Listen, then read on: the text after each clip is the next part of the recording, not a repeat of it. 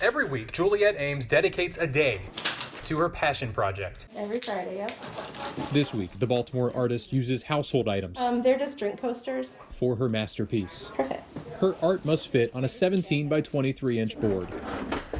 Good thing she has a steady supply in her basement with paint matched at the local hardware store. Every stripe that's painted on the street is the same yellow, every sign. The same yellow seen for decades in Baltimore. This mundane, everyday thing that just sits there, not really calling attention to itself, and now people are calling attention to it. So let me call your attention. Once you notice them, they're kind of everywhere. They're full of salt to help residents who are slipping or need some traction in the snow. The practical, unassuming Baltimore salt box is a perfect canvas for Juliet's art. I was really afraid to put the first box up because I'm a rule follower. She dedicated her first box on Roland and 36th. In theory, this is graffiti, right? This is defacing public property. The city's transportation department approved. Salt Bay I love. He was the second box I ever made. Juliet got her green light, then got yellow paint. And all it takes is a few drywall screws to zip in there. Other artists caught on. Yeah, the holiday salt box, that was one of the first ones, I think. I was trying to stick with just salt imagery to start, but now obviously we have to go way bigger. Salt cod. The salty dog. It's a recipe for a cocktail. Art boxes started showing up almost daily. It's all DIY. People are just kind of taking it upon themselves to do it.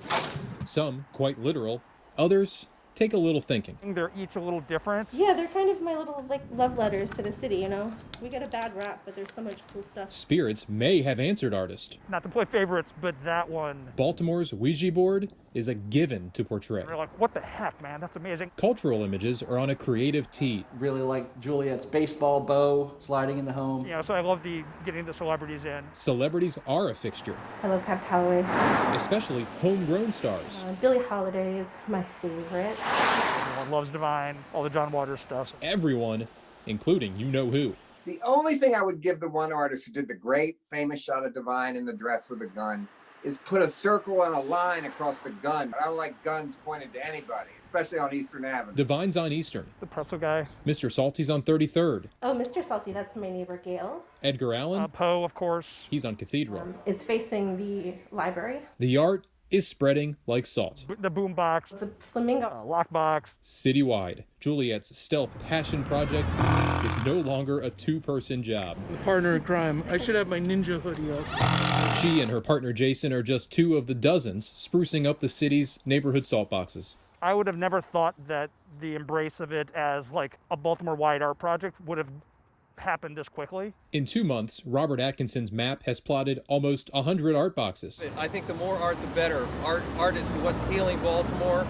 For his small influence in the project, John Waters is taking it with a grain of salt. So I was honored, even though my mother always said, fools' names and fools' places always appear in public places. So, will the art end? Nah, not likely. I can't wait to see what people do next, Now, if your salt box in your neighborhood is empty like this one, you can just call 311. The city transportation department will come refill it. Now, we know sand boxes date back to the 1950s. At some point, they transitioned to salt boxes. We know in 1969, there was a reference to salt boxes in the Baltimore Sun archives. To prove the point, these art boxes kind of run the gamut on local celebrities. Check out who's featured here just down the hill from WJZ. It's old Marty. For now, I'm Paul Gessler, Salty Bass's colleague, reporting from TV Hill.